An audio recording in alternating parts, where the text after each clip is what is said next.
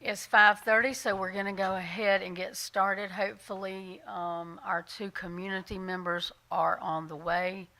I haven't heard from either one of them. Have you, Miss Scott? Okay. Hopefully, they are on the way, but we're going to try to be timely and respect everyone else's time. Before we start, if you would please join me in a meditative moment.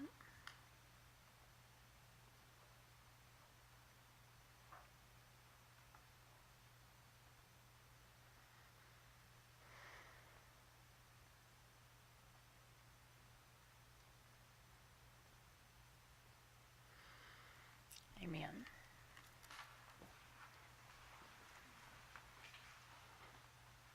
I pledge allegiance to the flag of the United States of America and to the republic for which it stands, one nation, under God, indivisible, with liberty and justice for all.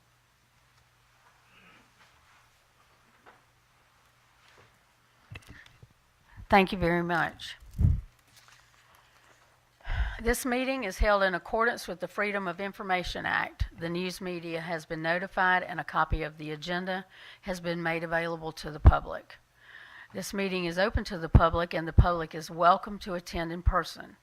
All persons wishing to attend the meeting by virtual means may do so via YouTube, Sumter School District Board Meetings, and Sumter School District's Facebook page.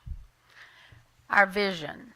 Sumter School District is committed to educating, empowering, and enriching the lives of all students to reach their full potential. Our mission, Sumter School District is committed to providing a safe, nurturing, and high-quality educational environment that supports diversity and equips students for local and global success. Our board members, myself, the chairwoman, Sherry White, I represent Area 7. Miss Brittany English, who is not with us this evening. Mr. Matthew Mack McLeod to my right. Dr. Sean T. Reagan to the left. Of course, we have our subcommittee members who are absent, Lauren Davis and Andrea Loney. Hopefully they'll be here momentarily. And then our ex officio member, Dr. William T. Wright, our superintendent. Thank you. And as always, our administrative manager, who we could not live without, Ms. Shantae Scott. Thank you so much for all being here. I'm going to call the meeting to order, and we're going to, I don't like to let grass grow under my feet. We're going to get on with this and get down to business. If we have no objections to the agenda as presented, can we approve the agenda without objection? Okay, thank you. And the consent agenda, approval of consent agenda, from the meeting minutes from March 20th, 2024. Are there any objections to that? Okay, thank you very much. So let's get down to business. We're getting deeper into the instructional policies. For obvious reasons, we've got to keep up with the legislation, and the needs of our students and teachers. So, you were sent a packet last week, and so that you could review what we were going to go over.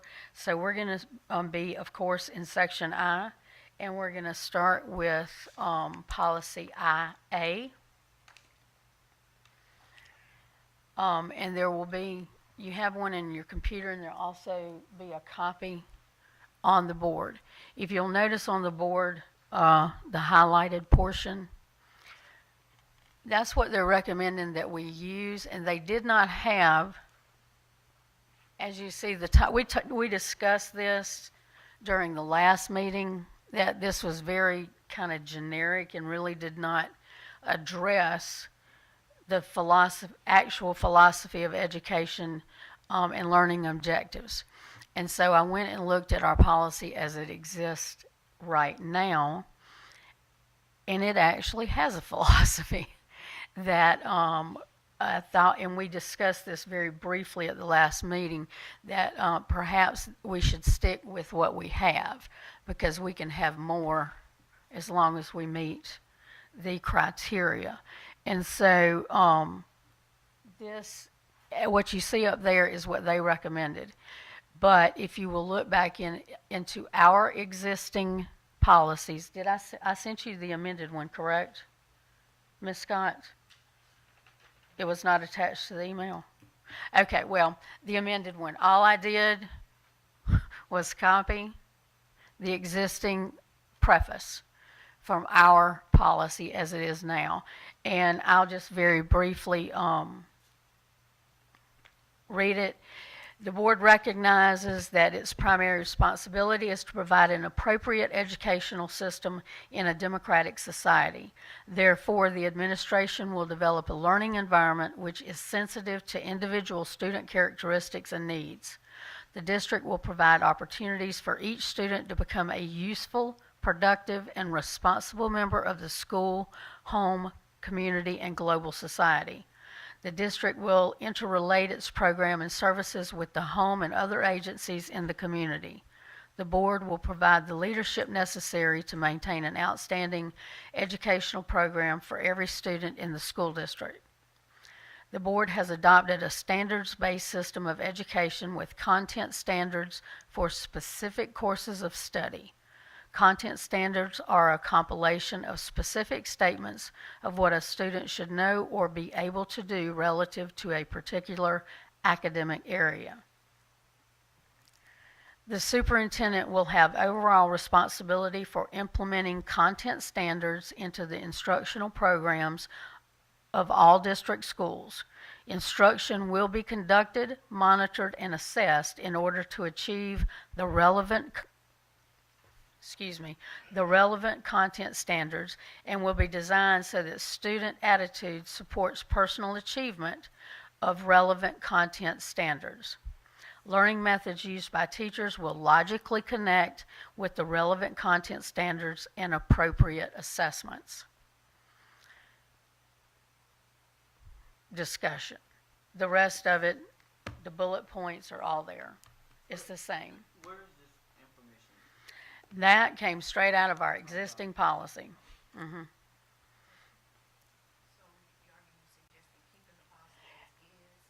Yes, because the rest of it, right.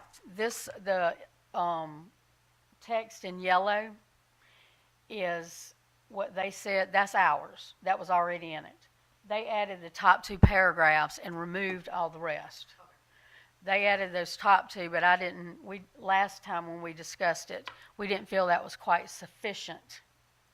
And we thought perhaps what we had was a little more explanatory. Now, I am open to suggestions. We can keep it brief as they recommend, or we can keep it like it is for a recommendation to the board. Can you scroll that down a little bit? Oh, I'm sorry, to see the top, yeah.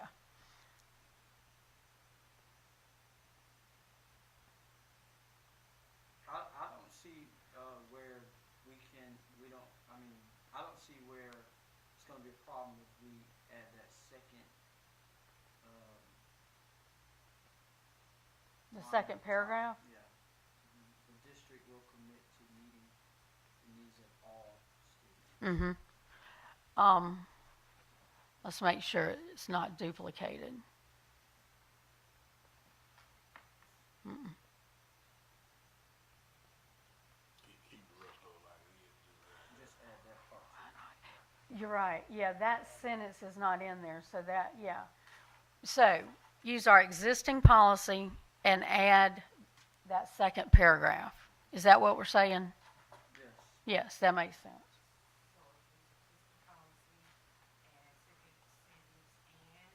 Second paragraph. That little second paragraph, which is actually the second sentence too. Slide it in, write aboard, the board will strive to provide quality education, the yellow part. Slip it in right above that. Okay, and we're going to include all of the highlighted. Yes, so our existing policy plus that paragraph. Gotcha. And everything below it. Yes. because all that we had anyway. So to be clear, Madam Chair, the Mhm. part that's in yellow is already in the policy also? Yes. Okay, All of that is identical. gotcha. And, they just changed the top portion. And I agree that one sentence, we don't quite have that, and so that's a good idea. So our current policy plus that sentence or paragraph. Okay, then we'll have that prepared like that for first reading for the board at the workshop. Okay? And, excuse me, I forgot to get my pen out.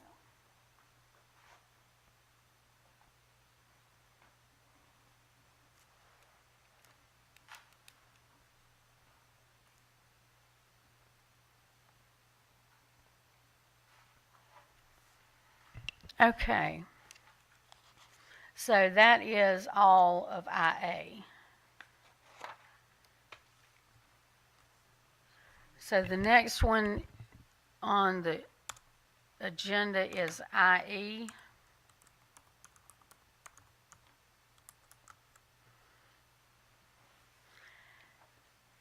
And we had looked at this one before. This is a review with our changes included. I could have sworn I sent these to you. Okay. Because I typed up the changes. Okay.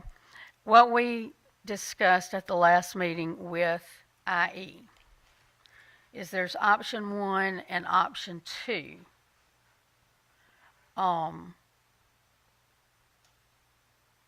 That we can adopt.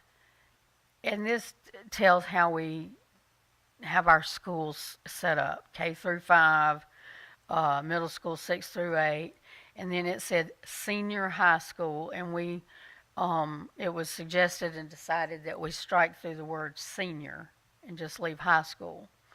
And Dr. Wright said, let's add a sentence that would reference K through 8. Ah, there it is.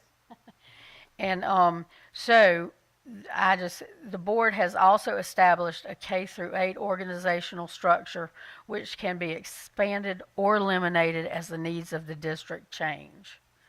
Does that fit the need and give you and the board the flexibility, but it includes what we have? Yes, ma'am, I think so. Okay, I just wanted to make sure that we acknowledge the uniqueness of. exactly. Right, exactly. Okay, so if we recommend adopting option 1, and this is how we'll present it to the board in this form, they will see that we recommended option 1 instead of option 2, because option 2 was very ambiguous and more individualized, and it to me it seemed chaotic. So this is what we discussed at the last meeting. I made the changes. So are we good with this to go forward to recommend this for first reading? Okay. Very good.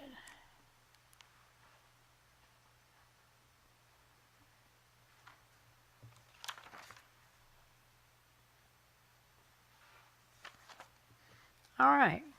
Now, next up is IHAB. And let me find my sheet here. This is the mathematics education. And what you see is the recommendation from SCASBA. Let me make sure, if I'm not mistaken. Okay. This is updated language to reflect changes in state standards and a focus on college and career readiness. And they added legal reference. Doesn't seem like much, but it seems to cover it.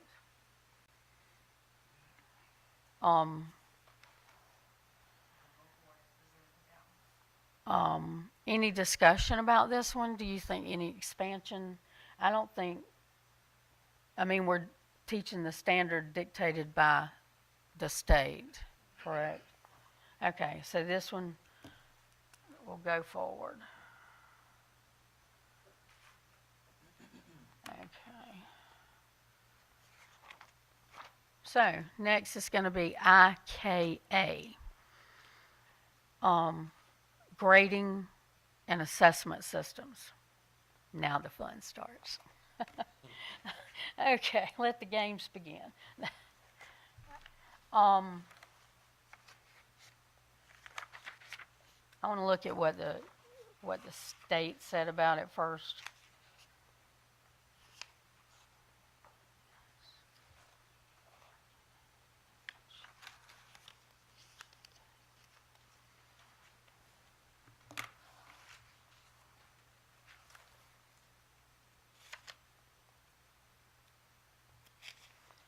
A lot of this is just standard dictated by law, but then there are other factors. So, IKA, the basic says there were minor editorial revisions and revised legal references.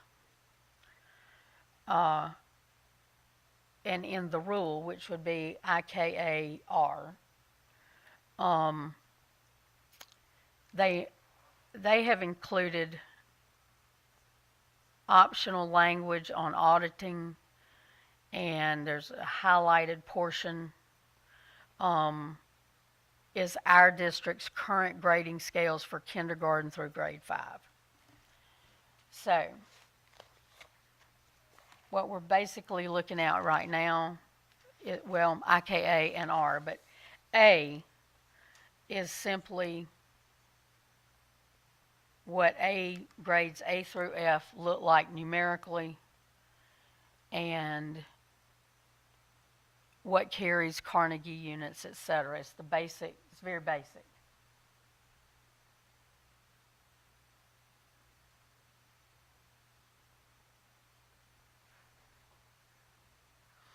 It references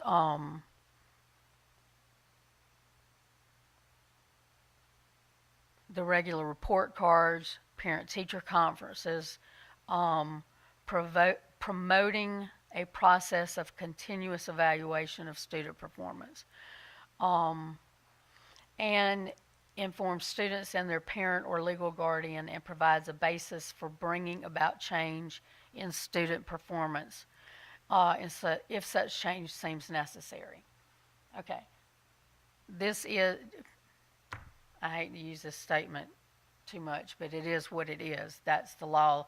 You know, A through F looks like this, correct? Correct. And this is how we, and yeah, and we do follow the processes that they say about notifying parents and teachers. You have that, that's in the rule. So as far as IKA itself, I would say that would need to go forward as is. Anybody have anything different? Okay.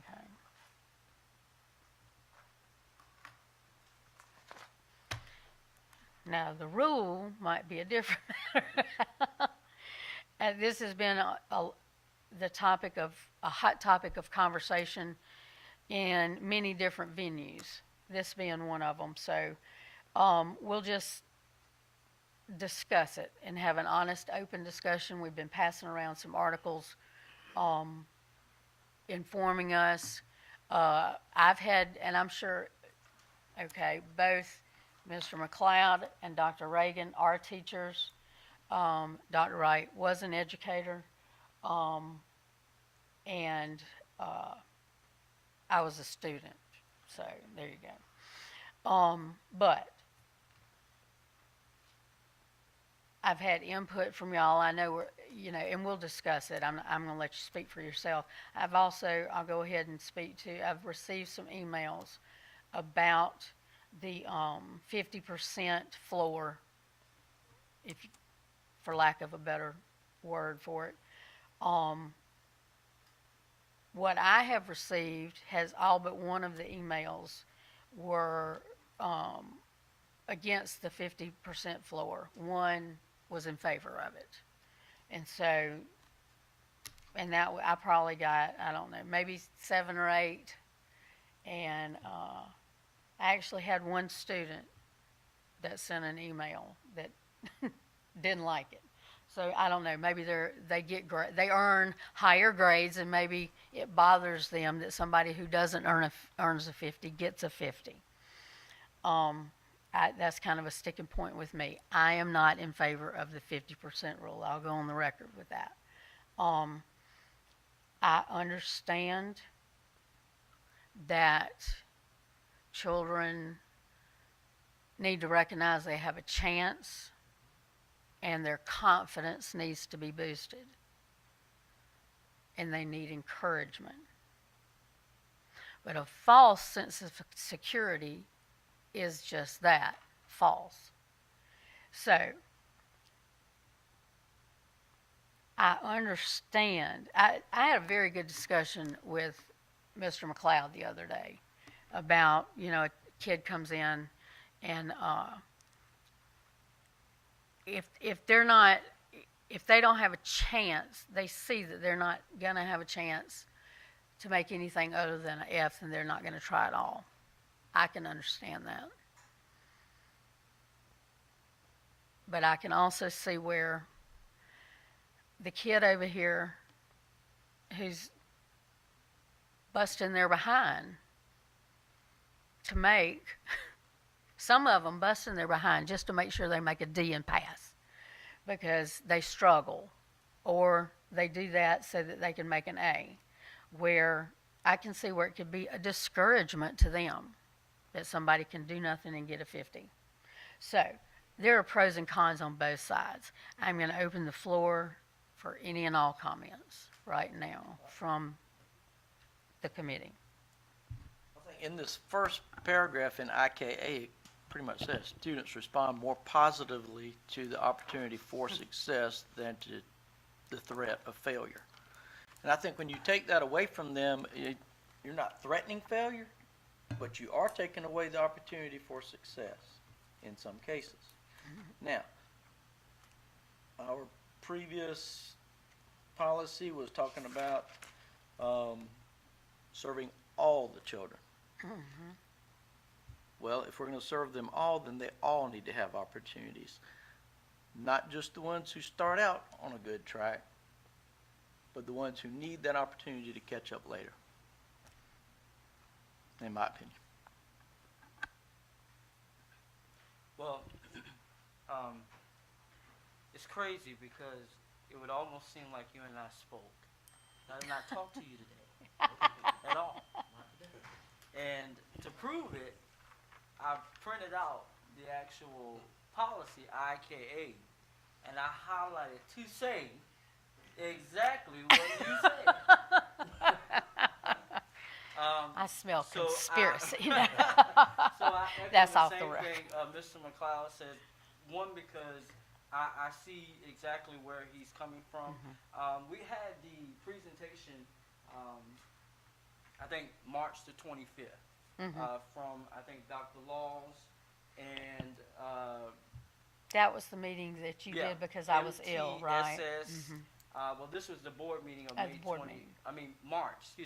March 25th, and they kind of went over thoroughly and explained, Right. The processes in which we take to assist students.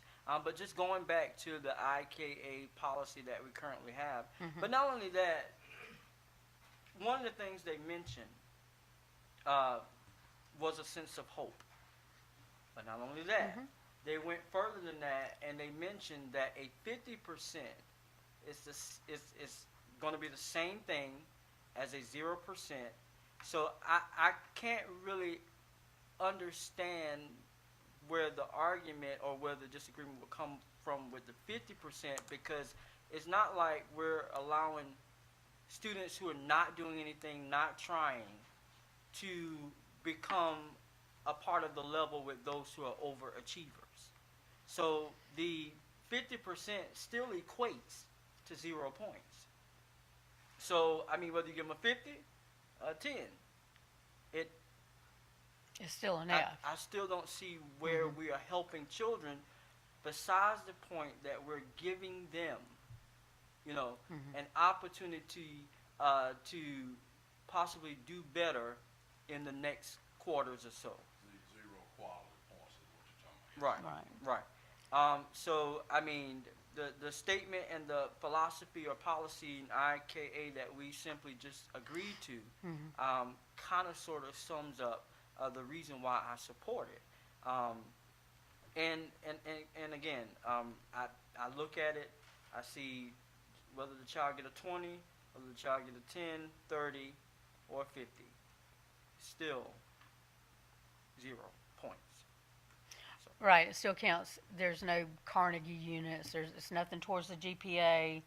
Is that the Carnegie units come at the end of course anyway, but the GPA is still That's correct. 0. 0 point, whether it's a 50 or 0, which I think is what Dr. Right, okay. And I completely agree with that, with what both of you said. Now, and that is a very good philosophy for children who are behind through no fault of their own, who have struggled for whatever that reason is, whether it's because they got caught in a bad grade during COVID, which set them up to be behind, or they struggle with certain concepts, or home life is not conducive to a positive outcome, okay? However we want to put that. I see where everything you said helps all of those children. And I want to help all those children. I thoroughly believe in that. But what about the ones who have zeros because they are just not going to do it? You understand what I'm saying? We're giving them 50 until the last term, quarter, whatever. And please correct me if I say something that's incorrect, because I am not the authority on that. But they get a 0, a 10, teacher says, I'll give you 10 points if you put your name on the paper and it's spelled right, whatever. But that's all they do. And then, but it's just because they're just not going to do it. And we have some of those. Every school has some of those. They're everywhere. Correct. What about those kids? And then they scramble up. We talk to them. Parents get on, whatever, the last quarter. Then they want to try to be something, but they've been disruptive, they've been non-productive, and they have not done anything to help their own selves. Or they may have been homeless, or they may have been Right. in a condition I know where that something- those people fall in that first category. Right. I included them in that first category. Uh-huh. Okay, I'm talking about slackers. Okay. Well, that 0 that they receive for doing nothing is the same thing as that 50 that they receive, because when you look at the points, correct me if I'm wrong, it still equates to 0. So whether you pass the class with a 0, 10, 20, 30, 40, 50, you still did not pass. But in the last quarter, if they manage to pull out a 61, they just pass the course. And they don't know anything. Do you understand what I'm saying? Because you can take a 50. You're 50, 50, 50, 50. 50, 50, 50, okay? And that last class, you can bring your grade up to a passing grade. You can't bring it to an A. Probably can't bring it to a B. Even with 100, you make 75. But they can bring it up to a passing grade with a one-night cram session or a cheat sheet. I mean, really. And they really don't know the material. That's what I'm concerned about, is children not knowing the material when they leave the grade. That is the thing. It's not about, we need to be about equity, but our main concern is that all children, when they pass, they know the material. You see what I'm saying? Now, we're going to pass somebody, some kids can't do anything but a D. My brother had that problem with a learning disability, okay? So I've lived in that side of the equation as well. So, do you see where my argument is too? I'm not talking about the homeless or the special needs students, but kids that are intentionally not doing the work and then manage to squeeze out enough to pass. I don't know. See, that's the thing. So if we can't separate them, then the only Well, the child, okay, fair the thing homeless to do kid, is to let's, treat them all equal. right, as an example, the homeless kid is getting that 50, excuse me. But we're trying to help them improve their situation. You know, provide them the resources that they can't get because they don't have a home. And we have avenues to do that. But wouldn't those same avenues be helping them get better than a 50 to start with? Do you understand my question? Say that again. Okay. We are providing within our organization through external means, counselors, interventionists, and whatnot. We identify the students as quickly as possible who have homeless situations, disabilities, challenges, autism, whatever it is. We are identifying and have things in place to identify all of these folks quickly so that we can get them going where they need to go. So are we not already trying to provide them with the tools to do the best they can, to do their very best without a gimme? That's a legitimate question. Dr. Wright, would you like to weigh in? What I can tell you is that when I first experienced this very conversation, I was a high school principal. So we're talking, I was a high school principal 2008, 2011, so 15 years or so ago. And when I first heard of it, of course, I was, because I was a practitioner, I'll call it. I was adamantly opposed to this.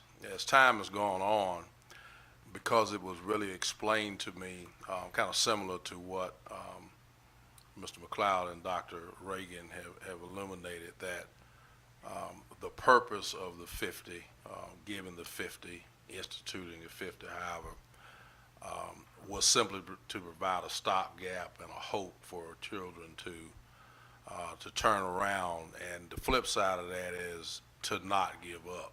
So it's not just to turn around, but you know, if you have a child that is in a 4x4 class, which is, you know, a semester long, and the first 9 weeks they get a grade of 23 for whatever reason, and it could be I've tried my very best and that's all I got, or it could be life has happened, whatever life is, or it could be my interest isn't as great as it ought to be.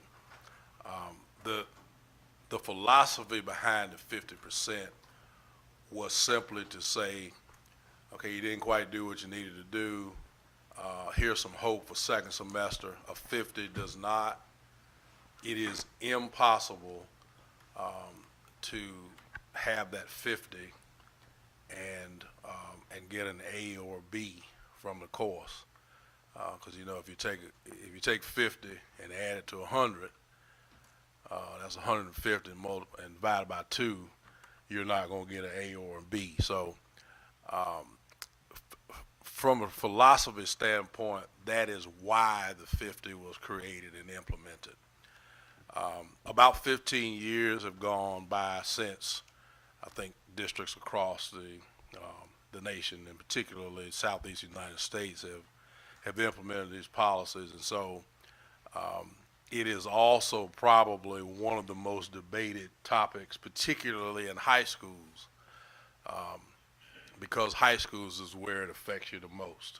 Because you're talking about, for most of us, block classes, 4x4 block classes, or even if some high schools still go with the year-long model, now you're talking about 3 9 weeks of classes in which a child can earn a 50, which makes your chances much less of getting an A or a B and so forth. So the short answer is, I think this is a topic that certainly needs to be reevaluated and looked at, and is it working, and that's why we've done some research with our teachers. That data will be forthcoming in terms of what our teachers thought, but I think the best thing that we can do is make sure that our students understand what the gift really gets them, or how it serves them best. And as long as we're doing that, then I think, because it does not affect quality points and things of that nature, we are giving them something for sure. We're probably not giving them as much as people might think we are, but it is extending hope for the second semester or the ensuing 9-week period or grading period, as opposed to, if I get a 21 first grading period, it is really pointless for me to continue to try to work towards credit for the remainder of that grading period if I have earned a 21, and I've earned it. It's not, but You earned it, and that's what you know. right. But So you work harder, and then you get a Right. you get a 50 right. because you learned more material. Right, sure, but if the 21 sticks, the problem is, it is mathematically impossible for me to reach a passing grade at that point. Even if I get a 21 and a 'cause if I got a 21, I'm probably not gonna get 100. So let's say I got a 90, that's 111 by 2, 55, 55 and a half. So this is not a pro or a con. That is why this philosophy was invented, to give children a chance, if you will. So Okay, and yeah. I don't want to squash any child's Yes, ma'am. I got you. hope or dreams or anything else. My concern is, at the end of that class, does the child know the material Be sure. that Absolutely. he needs to know to go to the next level? Because Right. that's the basis of what we're supposed to be doing, is making sure that the kids know the material. And if they don't know the material, then the class needs to be repeated generally. I mean, Well, if I it's think- something that you have to graduate. I think if a child can get that much in 9 weeks, they know some material. Now, Some we're material. saying enough material to pass if they can do that in that 9 weeks and bring that final grade up. But let's say that they get a 0, they get a 10, 20, whatever, that first 9 weeks. And they say, well, you know what? There's no way I'm going to pass this class anyway. They can drop out of school and the state's going to give them a 50. Right. Same thing that if they stay there, we can give them that and still work with them. Am I wrong on that? Is state will do that, right? No, and a matter of fact, I'm going to make a case for your argument. This just occurred to me when you said it that way. Doesn't necessarily change my mind, but when I first went off to college, and I was a straight A student. I did terrible my first quarter. I was not prepared for the experience. I was 17.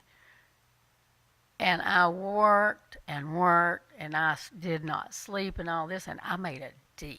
Never made a D in my life. And you know what I said? No, I didn't say I quit. I said, well, I can have fun and make a D. So I see your point. I actually had that attitude when I was 17 years old. So there you go. And Madam Chair, So I see if I may, because I want to be clear about this, because I'm sure some of our current practicing educators are listening to us. When this was philosophically brought to me as a much younger high school principal, first time I heard it, I was absolutely opposed to it. I was rock solid, shouldn't happen.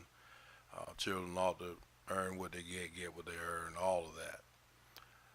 But what helped me understand is, just as you have just said, when I started looking at my own plight, I was not, out of high school, graduated at 16, but I was not successful the first time I went to college.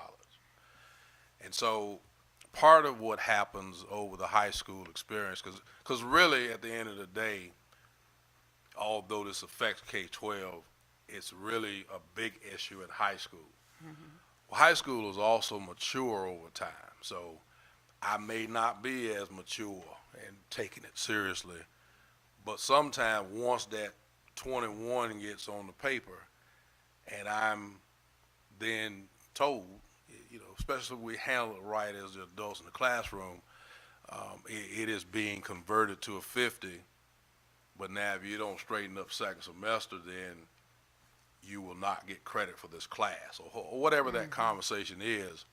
For some folks, that's going to wake them up. Now, there are others that are going to look at it as a gift, and somehow or another, through osmosis, I'll continue to get gifts. And that's where the problem comes in. Right.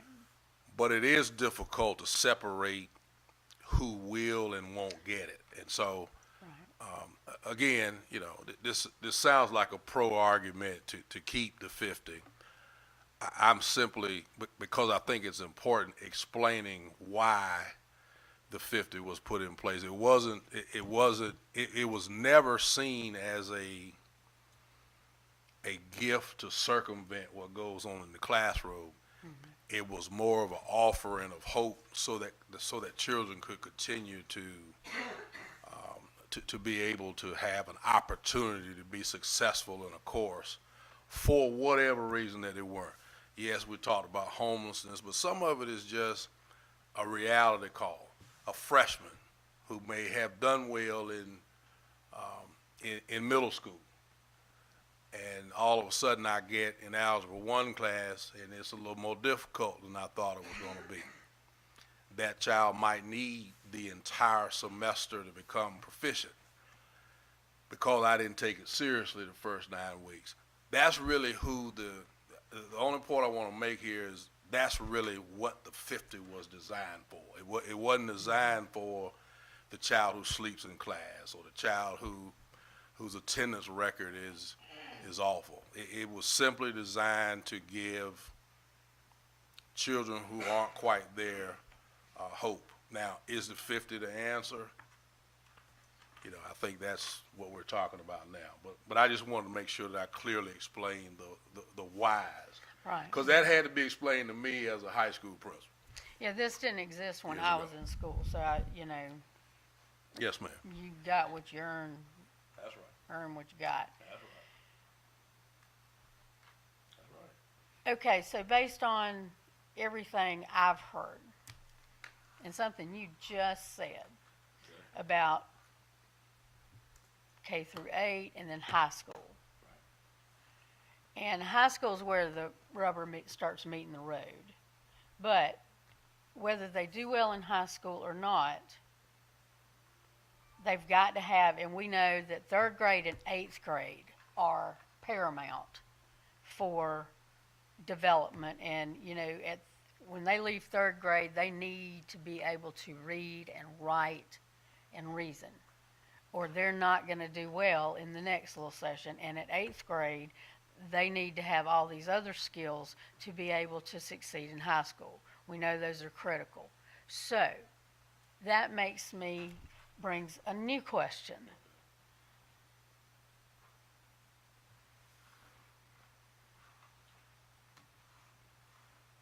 I'm trying to think how to say it.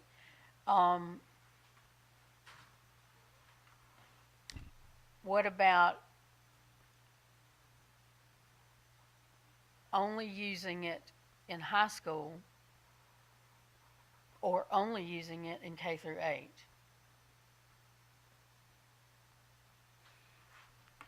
I mean, then we get away from all children. Because we stated that before, that's the philosophy. IKA policy states that we're doing this for all children. That's what it said, all students. However, I have a question, and I don't know if we can provide data for this or what, but is there a number or a percentage that we can look at for the amount of students that, for example, in elementary, middle school, that will be in those courses the whole year, that will get a 50% for whatever reason, 1st through 3rd quarter, and end up getting a 90 or whatever to help them? Is there a percentage of a number that we can look at to say that we have a lot of students that are performing like that they fail the whole 1st through 3rd quarter but end up passing because of the last quarter by making a 90 or above? Okay. Okay, that would be good for us to have when the board as a whole, I would think, discusses it, because we're not gonna, this is something, of course, everything's got to go in front of the whole board. And we need as much information, and so that is a very good thing. Yes, ma'am. Dr. McLeod, please. Let me preface this by saying, I am proficiency based. That is the way, that's just my philosophy. When we are working through this, some of the research that we did stated that we need to be mindful that those standards for the course are supposed to be met by the end of the course. Okay. So if they're getting it the last quarter and it helps them with their grading, then that's a positive. We have found like different students pick stuff up at different times. For example, had somebody in the top 10 in my high school class.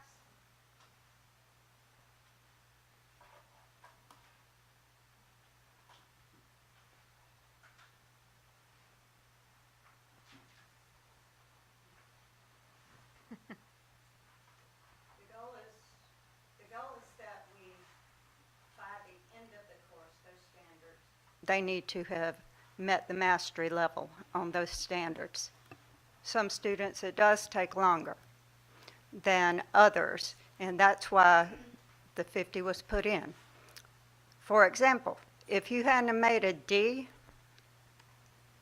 and said, I'm going to give up on that course, and got a late withdrawal out of that class, the state requires we put a 50. That's why we went with that number. If a student comes into us from somewhere else, and it just says F, it doesn't give the numerical grade, we still have to enter it as a 50. Our students who decide they're going to cut or whatever and we have to put in an FA, which is a failure for attendance. We're required to put in the 50. That's why that number was chosen over during that time doing the, we researched for about a year. And like I said, I don't want minimums. My thing is, I want them to be able to master it by the end. And that's my point. This is not about, A lot of what I hear are behaviors we need to address. We have systems in place to be able to do that. Whether we're utilizing them as much as we could is another question. Because we do have some that are just being defiant, but it should be really difficult for them to get, if it's a semester course, they should need that information from the first quarter to be successful in the second quarter, to get a passing grade in the end. And we have to make sure that we have done our due diligence, trying to provide the appropriate interventions. 'Cause children learn differently also. oh yeah. And I know that it can be frustrating, but that's when if you've talked to the parents, you're not getting anywhere, we need to pull guidances. We need to use our MTSS system to get at the root cause of what's going on so that we can help our students be successful by the end of the course. Right. So to your point, since we're talking about high school, the point you're making is whatever they make in the first quarter, leading to the second quarter, if they pass, the objective is for them to ensure that by the end of the semester, they have mastered the requirements or whatever for that particular class. And that's correct. And so that brings me to the point, if it's a high school class, for example, Algebra 1, that class comes with an end of a course test. That's correct, and that is 20% of their grade by itself for those that have an end of course. So you take the first semester grade, the first quarter grade, the second quarter grade, and average it, that's 80%, and the 20% that they made on the state assessment. And although we don't get credit for D's in our accountability, that is saying they have met the minimum if you read the state regs on it. No, we don't want them to just skim by, but the state regs do say that is the minimum to move on to the next course. So correct me if I'm wrong. I want to make sure I understand. So the 50% is almost like a safety net Exactly. for, and not just a ego boost, but a safety net. And using Dr. Reagan's example, Algebra 1, when they if they had a 50, a 53, which is still a D, an F, and then they ace, it clicked, their light bulb came on, and that happens. And they started knocking out their, daily test grades, which I'm sure are factored in, and then they ace the final.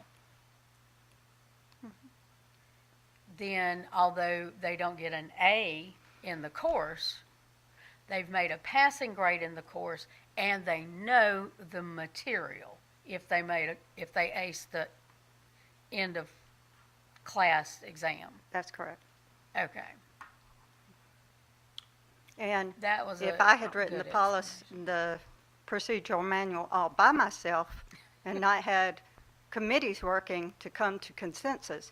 In my mind, if they made an A in the end in that EOC, then that is, they more than know the minimum to go to the next course. Might have taken all semester, but that's what that end of course is saying, and we don't make those. And we don't get to see them, and actually get Those come very, from the state. very little information back to be able to adjust curricular needs and things like that. We'll get a little bit of strand information, but the state doesn't give us much information. Wonder why that is. Because that end of course information would be very, Yes, it would. very helpful. And you know they have it. Okay. So I'm gonna ask you a question. Kid get a 50. What's a 50? In the point weighting, it's a 0. It's a 0, right? Mhm. Okay. A kid get a 20. What's a 20? A 0. Kid get a 40. What's a 40? It's a 0. Okay. When you went on to talk about behaviors just now, you realized you brought that up because I believe that's a bigger fish that we're trying to catch right now, right? Yeah, we had discussed that a and little earlier before you came in. Ms. Absolutely. English. I I'm totally sorry. I totally understand. I missed it. Okay. So with that being said, by the kid getting a 50, we're saying that we're giving this kid a second chance for them to redeem themselves the second semester, right? And how long you been in education? Just me asking. 29 years. 29 years. Do you believe in second chances? Absolutely. Okay. Do you believe in this policy? Do you feel like this policy reflects on something the district, what we stand for? I do, and keep in mind that this has been, committees were brought together with representatives from all stakeholder groups, and from each school was represented. It has been through revisions, and we have no problem with additional, reviews. But we need to have a safety net, especially, and I don't like to continue to preface anything with post-COVID, Mhm. but we know we have gaps. Absolutely. Oh, Absolutely. that's a fact. Right. A- It's a absolutely. fact. We had an extremely long time that we were hybrid and things like that because of how high Sumter County's COVID numbers were. So we have a lot of deficits that we're still working to eliminate with our students and doing interventions.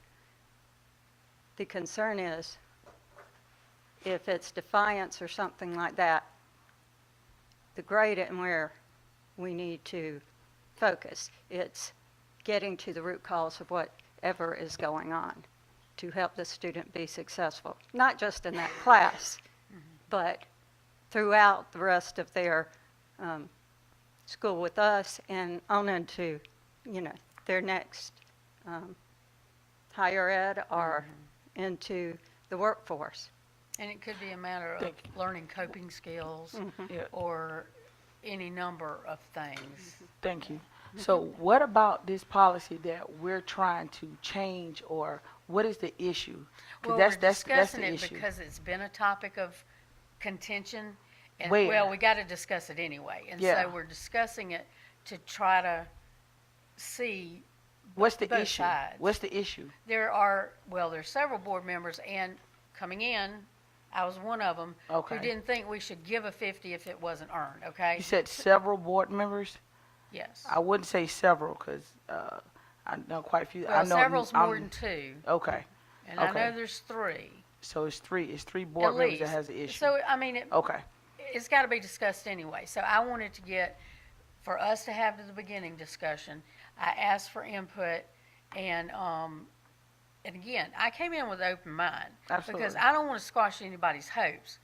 And, I had my own stories that support what you're telling me that came from my own life, okay? So I am processing all the information, and I'm hoping that all of the board members will do the same before, we may not make the first change to this, okay, as a board. I just want all of it out there. Board members can watch this and see what our discussion was. We can pass it along to the full board. But number one, we had to review the policy anyway, and since it was a recent topic of discussion, I wanted to go ahead and let's just deal with it and get it done. So, I'm going to say this. Of course, this has got to go in front of the whole board. What are the goals what are your goals or intention that to come from this? What are the goals set for this? My goal, Yeah. as I said before, I want when a child leaves the 8th grade, I want every child to possess as much knowledge as they're capable of. Okay, so I'm taking into account special needs and whatnot, but so that they can be successful as they move forward, because our whole reason for existence is education. Okay, unfortunately, the education system has become social services and all that for various number of reasons, and that's been going on for decades, okay? So it's not just teaching ABCs, 1, 2, 3s anymore, and I know that. We have to deal with a plethora of issues. So what are your goals concerning this policy? This Like, policy what is do I wanted you to wanna make see sure it's the happen? best for the children. Do you want it changed, or what do you see? What do you I see? came in happen? wanting it changed. You came in wanting the policy to change. Okay, so that's Yes. Okay. That's how I came in. Absolutely. Okay. And I you're may right, not too. be leaving that way. Okay. I'm just saying, because I have an open mind. Absolutely. That's what I'm always a sponge, and I know that there are people who know more than I do. I know more about respiratory therapy than you do. Okay? But Dr. McLeod knows a heck of a lot more about this than I do. I You think see what I'm she. saying? I think she knows more about Right, this than any other and I segment, know so more about respiratory therapy in her lungs than she knows. Absolutely. Okay, so that's just, we all have our knowledge base. And so I am always open. I may have an opinion, Absolutely. but I am Everybody does. always open to somebody who has knowledge that can help me understand and therefore help our kids, okay? So I am never, very rarely are you going to find me closed-minded, and I'm not even going to talk to you about this, Absolutely. okay? Very rarely will you find me that way. So, unless it comes down to my faith, then I'm not going to be closed-minded. So I may leave here differently. Absolutely. Absolutely. I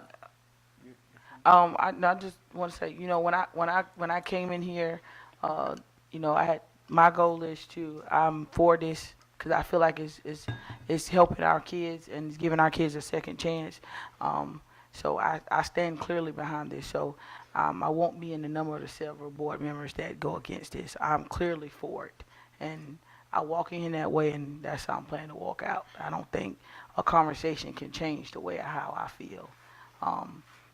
Well, the facts, I'm as still, I understand them, support having it. yeah, absolutely, Okay? absolutely, But see, I didn't have all the facts when I walked in either. absolutely. And I tend to, one more question for Dr. McLeod. Okay. We're helping kids with this 50%, and the slacker is still going to end up with a 50 or a 0 or whatever, however it's put down. They're not getting credit for having passed the course. That's correct. For whatever reason they're slacking. Yes, if Or it's a defiant, behavioral whether it's issue. defiance or whatever. And we did everything we could, and if they're just bound and determined that they're not going to learn and they're going to be a troublemaker, then there are other things going on with them anyway. That's correct. And so they're still not. So, okay, I see the point. And we still do run, our kindergarten through second grade does not run on the traditional grading scale. Right, yeah. That's state mandated. right. Other districts are going to a similar grading scale as that, upper grades. We have some districts across the state that are now using proficiency-based or competency-based. The reason that everything is converted to a 5-point scale or 6-point scale is because statistically, if you look at the A, B, C, and D, how big is that spread, that number? But the F is 0 to 59. So the conversion is to give the equal weight so that every one of the grades has the same amount or movement within the statistical range. Okay, yeah, that makes sense. And I know I graduated from high school before anybody else in here, I think, just about. If I may offer one final point, I've just been reminded of something that I think might be helpful as well with all of the stuff that our executive director of academics clarified for us. This whole philosophy really came about too around the time that high schools started getting into 4x4 block. Because 4x4 block, of course, courses begin and end in a semester amount of time, which means that there are really 2 opportunities to earn a grade. The end of the 9 weeks, end of the semester. So theoretically, if you get a 20, 25, 30, and you have to keep that, it's over. Because you don't have the 3 opportunities to get that in a year-long course. So that's really why it changes. So many of us that were converting, I think I might have been assistant principal at this time, that were converting from year-long classes in high school to 4x4 block, which is semester classes, which kind of made us similar to colleges. That's kind of when the philosophy of the 50 came up. And so I just, again, I'm trying to offer historical perspectives as to, it wasn't just let's hook people up. It was based on let's keep people with an opportunity to be successful throughout the whole semester, as opposed to there being a drop dead point midway semester. So I just wanted to add that because I thought that might be a good point of reference for historical perspective as well. Okay, I am a prime example of why this discussion needed to be had sooner rather than later. So I'm hoping that the rest of the board members who will vote on this will observe this meeting so that they can hear all these things. And when we bring this up to the board, if you would please be available on that night. And then I think that would be beneficial if they want to clarify something that was said in this meeting, or if they don't watch it. Because now, having more information, and I am more inclined to agree with the 50. I'm more inclined. So it made me think of other things and then the facts.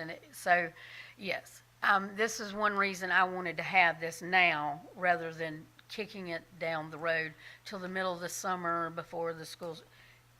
Go ahead and do it. So, I do have one more question before we wrap it up. I know Sure. we're coming to the end of this particular policy, but you mentioned something just now. You said that when we take it back to the full board, there's an opportunity to vote. You mean you're referring to the policy in itself, or are we pulling out this one particular topic and talking about just removing the 50%. I just want to be clear Well, that we're just voting on the policy. we Uh-huh. can decide to make a recommendation Mhm. as we see fit Mhm. to the board, correct? Absolutely. And now, we can see if the chair of the board would like to discuss the 50% all by itself. Of course, that would be up to anybody in the room, I guess, during the discussion portion on this policy, if I'm not mistaken. But we can make our recommendation, but that's all we do, is make a recommendation. Right, Right. so my understanding is that IKA-R will be presented, I guess when we get to the recommendations, we can discuss that. So, also, my other question, final question was, in this policy, I know I saw it somewhere, I just could not find it when I went back to look for it. But It's a long policy. I read in there with, and I don't know if it was from the presentation with the group that were here on March 25th, but it actually stated that, you know, first quarter, second quarter, third quarter. But when I went back to the policy, I didn't see that language in there. So the 50% language, is it in? It's not actually written in policy Right. or administrative rule. It has been a procedure within the district that is written in the grading manual. That's where I saw it. Yes. Yeah. Because we try to have the procedures in the manuals to make sure Right. that everybody is being consistent. And then we normally have the associated policies as an addendum, but due to the fact that we had one that was out of compliance with the legislation, and I did not want to confuse people, we took the addendum off this year until we had the opportunity to review these policies and the administrative rules associated.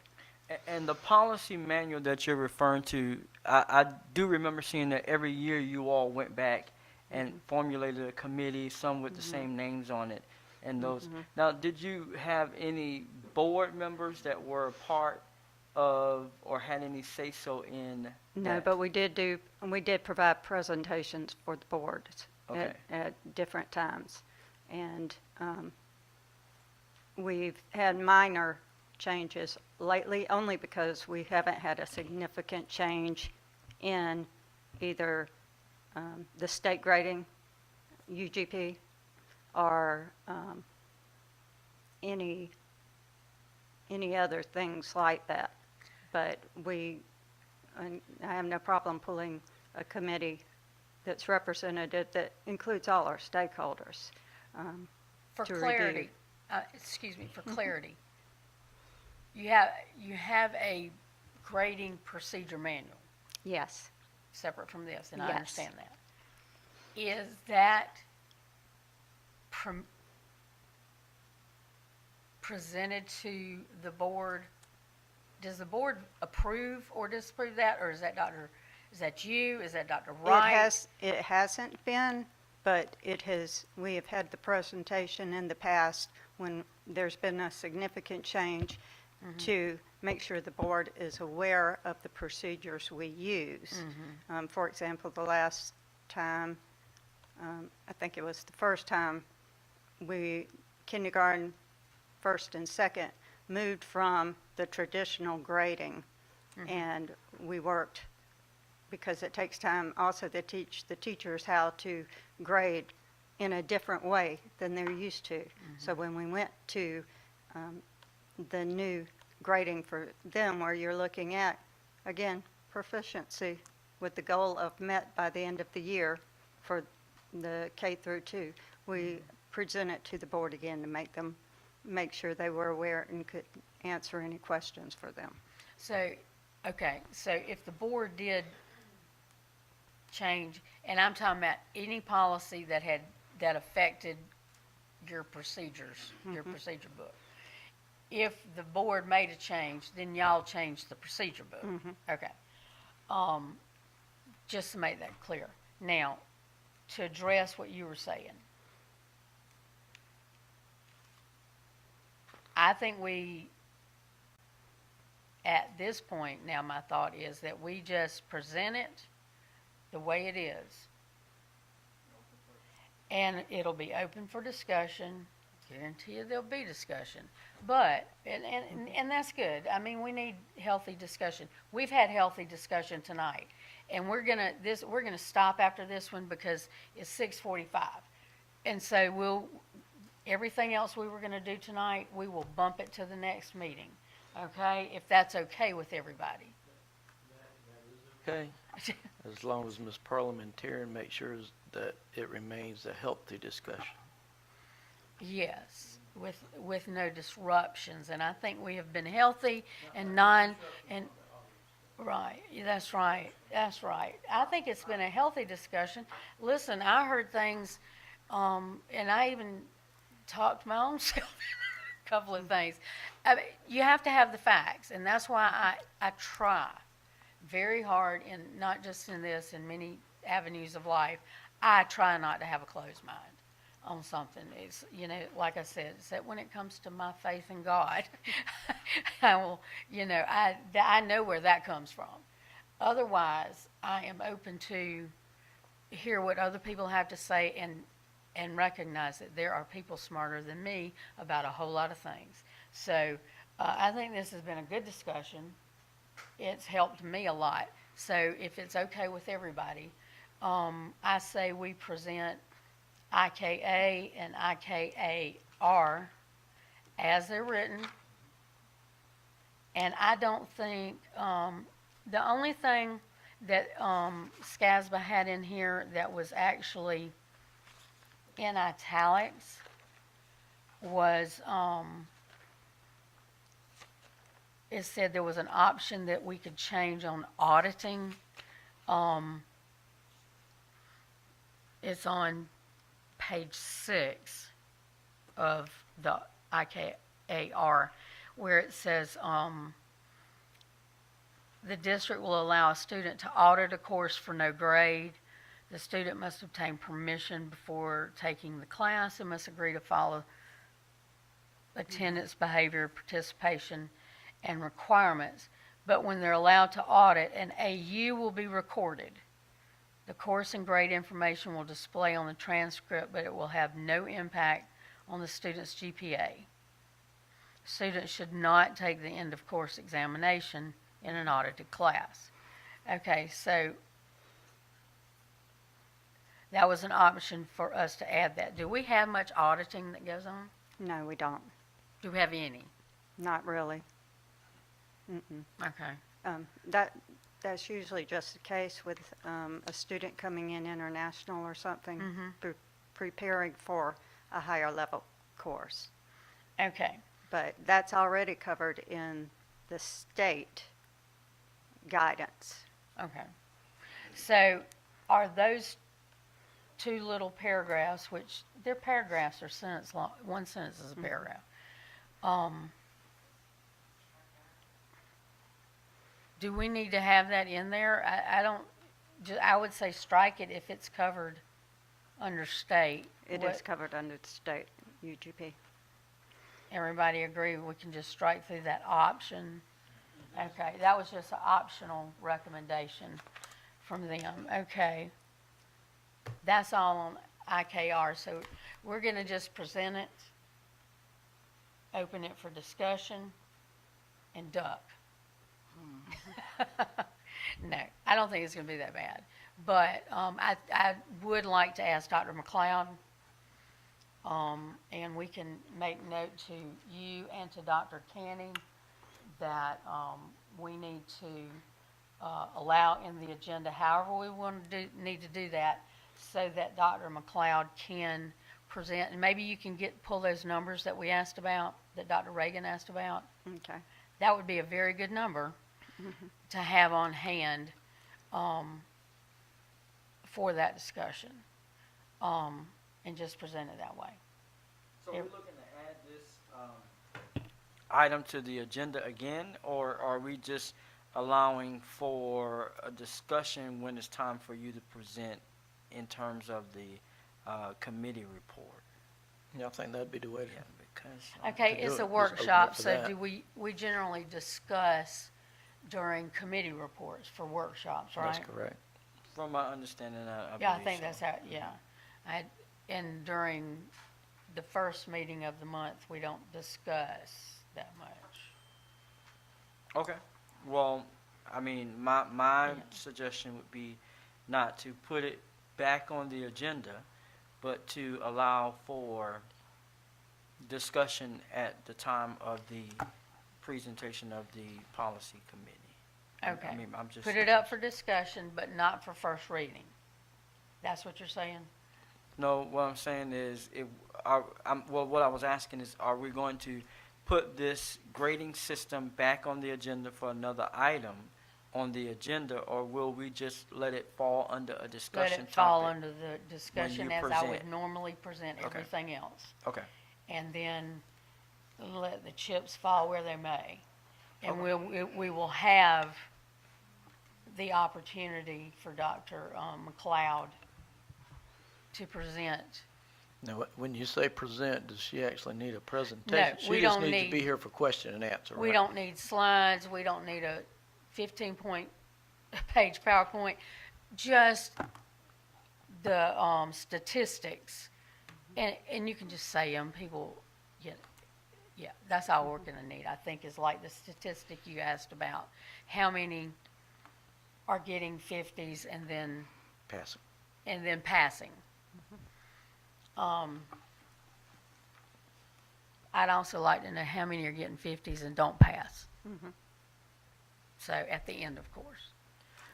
And any other relative statistic that you may think would be beneficial for our discussion so that we have what we need. So she's gonna discuss that publicly? She's going to be available. Oh, she's, To answer questions. it's not gonna be, yeah, so it's, okay, It's a workshop, so yeah. I think when we bring, She'll pretty much bring the same information that she did for us, right. which I think helped Ms. White, which I appreciate you being open-minded and Oh, yeah. taking in the information. but Right, well, I've same had information. discussions with you, Dr. Reagan, I've talked to Miss English, like I said, I talked to some teachers, I had one student email, you know, and taking into account personal experience, and folks I know, so, you know, the culmination, see, that's the thing, we've got to be, and I'm just gonna throw this out there, we all have to be willing to have an open mind about most anything and be willing to admit when we were wrong or that we didn't have enough knowledge to make the right decision, okay? And it happens. And, okay, I'm first on the list. I just did it. Okay? I didn't have enough information. And I started with a preconceived notion, but I did have an open mind. So let's do that. And if it is agreeable with the rest of the committee, what was left on the agenda was IKF. And 3 other policies that actually had either minor changes or no recommendations for change. Do you want to bump those 3 as well to the next meeting? Since it is 6:54 and I did not intend for us to be that long, but we needed this discussion. It's okay to bump those to the next agenda? Okay. That sounds great, and we will include what I had listed for policies for further discussion for the next meeting. I think there's 5.2. So make sure that you review those, and a notice will come out. I think I can't remember the date of the next meeting, but you'll get a notice, the invitation, because we're going to be very regular in our meeting now to make sure we get through everything that we absolutely have to, and then we're going to fall back to the routine things that don't deal with you got to get in compliance issues, okay? So if everybody is satisfied with that, any further comments? Everybody's good? Thank you so much, and this concludes our meeting. We're adjourned.